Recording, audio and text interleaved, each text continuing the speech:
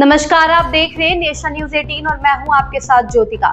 गाजियाबाद की मुरादनगर पुलिस और स्वाट ग्रामीण जोन की टीम को एक बड़ी कामयाबी मिली है, जहां डीसीपी ग्रामीण और एसीपी मसूरी लिपि नगायच के नेतृत्व में पुलिस ने फर्जी क्राइम ब्रांच बनकर ठगी करने वाले एक शातिर गिरोह का पर्दाफाश किया है। इस गिरोह ने जमीन के एग्रीमेंट के नाम पर एक व्यक्ति से फिल्मी अंदाज में 35 लाख रुपए की ठगी की वारदात को अंजाम दिया था। पुलिस ने मामले का सफल अनावरण करते हुए 2 मुख्य अपराधियों को गिरफ्तार किया है, जिनके कब्जे से 10,30,000 रुपए की नकदी और घटना में इस्तेमाल की गई क्रेटा कार भी बरामद कर ली गई है। आइए देखते हैं इस पूरे मामले पर यह रिपोर्ट। गाजियाबाद पुलिस की गिरफ्त में खड़े यह वही शातिर ठग है जिन्होंने फर्जी पुलिस बनकर लाखों की ठगी की वारदात को अंजाम दिया था। घटना की शुरुआत बीती 22 फरवरी को हुई थी, जब पीड़ित ने शिकायत दर्ज कराई कि फुरकान नाम के व्यक्ति ने उसे जमीन के एग्रीमेंट के बहाने मोदी नगर बुलाया और फिर अपनी क्रेटा गाड़ी में बिठा लिया। जब पीड़ित 35 लाख रुपए लेकर गाड़ी में बैठा, तभी रास्ते में एक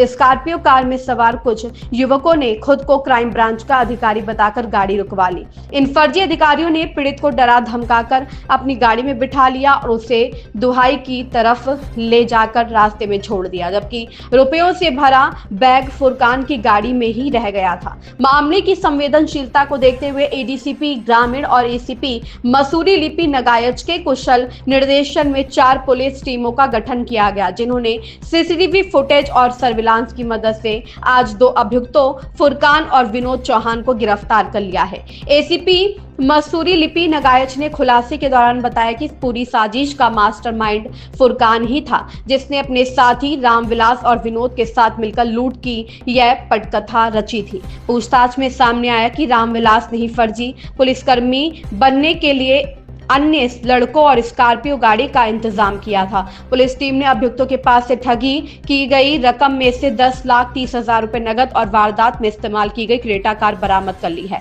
जांच में यह भी पता चला है कि गिरफ्तार किया गया फुरकान एक शातिर अपराधी है, जिस पर पहले से ही करीब 8 आपराधिक मुकदमे दर्ज हैं। फिलहाल पुलिस की टीमें गिरोह के फरार सदस्यों और बाकी की रकम बरामद करने के लिए लगातार छापेमारी कर रही है। पकड़े गए दोनों आरोपियों को जेल भेजा जा रहा है। गाजियाबाद से अबशार की रिपोर्ट।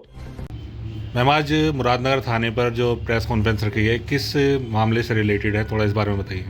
देखिए, दिनांक 22 फरवरी 2026 को थाना मुरादनगर पर वादी इमरान द्वारा एक तहरीर दी गई, जिसमें अभियुक्त फुरकान पर यह आरोप था कि 21 फरवरी को इमरान द्वारा ठगी करके धोखाधड़ी से 35 लाख रुपए वादी के खुद को और अन्य साथियों को क्राइम ब्रांच का बताकर उनके साथ में धोखाधड़ी की थी।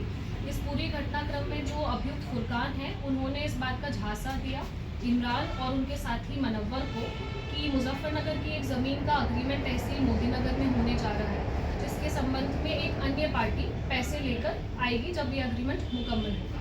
लेकिन इसी बीच में पीछे से काली स्कॉर्पियो आती है, जिसमें लगभग 7 लोग रहते हैं, जिसमें विनोद चौहान, रामविलास व अन्य अभियुक्तगण थे, जो खुद को क्राइम ब्रांच का बताकर इस संपूर्ण धनराशि को 35 लाख रुपए को अपने साथ ले जाते हैं और उस काली स्कॉर्पियो में इमरान को पहले बिठाकर उनको रास्ते में छोड़ दिया जाता है। इसके बाद में जब वादी को रियलाइज़ होता है कि उनके साथ में ठगी हुई है, तो फिर अगले दिन आके उन्होंने थाना मुरादनगर पर इस घटना को रिपोर्ट किया, जिसके आधार पर सुसंगत धाराओं में अभियोग पंजीकृत किया गया। तत्पश्चात फिर पुलिस टीमों का गठन किया और फिर आज दिनांक 1 मार्च 2026 को मैनुअल इनपुट सीडीआर और मुखबिर की सूचना के आधार पर गंग नहर पुल के पास से हमने 2 अभियुक्त फुरकान और विनोद चौहान इनको अरेस्ट किया। मैम, इनसे मास्टरमाइंड कौन थे और ये जिस तरीके से बताते थे अपने को पुलिसकर्मी बताते थे उस तरह से, तो ये किस तरह से कर रहे थे इस काम को? देखिए, इसमें जो जितना पूछताछ में पता चला है, जो अभियुक्त फुरकान है, इनके खिलाफ 8 मुकदमे एनसीआर में ठगी के पंजीकृत हैं। तो ये एक मास्टरमाइंड थे। साथ में इनके साथी एक रामविलास हैं, जिनके संबंध में अभी डिटेल्स प्राप्त हैं, और विनोद चौहान। इन सब लोगों ने मिलकर इस घटना को प्लान किया। बाकी लोगों के लिए मैम अभी क्या चल रहा है? बाकी लोगों की तफ्तीश जारी है और जल्दी उनको भी अरेस्ट करेंगे। क्या कुछ बरामद किया गया है? इनके पास से लगभग 10,30,000 रुपये और एक क्रेटा गाड़ी बरामद की। बाकी 35 लाख रुपए बताया गया था ठगी के दौरान।